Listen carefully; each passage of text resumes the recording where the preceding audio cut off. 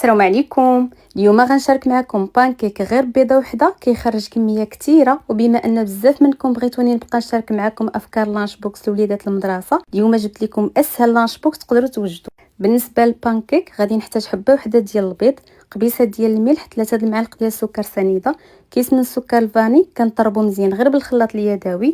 من بعد كنضيف 3 المعالق كبار ديال الزيت النباتيه، كنعاودو نخلطو. هنايا كنضيف كاس ديال الحليب دافي، كنزيد كاس وربع ديال الدقيق. بالنسبه للدقيق تقدروا تحتاجوا كاس وربع حتى لكاس ونص ديال الدقيق. كنزيد هنا واحد الكيس ديال خميره الحلويات، كنخلطو حتى كنحصلوا على خليط بهذا الشكل. كنغطيوه وكنخليوه 5 دقائق حتى كيرتاح. من بعد كندير الخليط في واحد القريعه، الا ما متوفرش عندكم بحال هذه تقدروا تستعملوا غير المعلقه.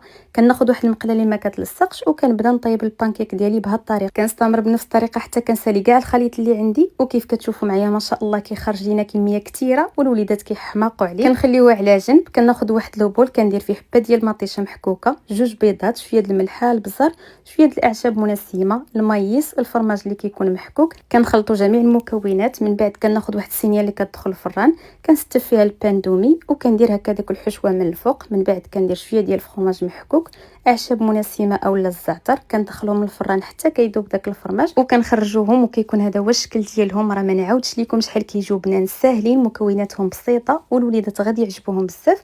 وكيكون هذا هو الشكل ديال لانش بوكس اللي حضرت معكم اليوم. كنتمنى يعجبكم.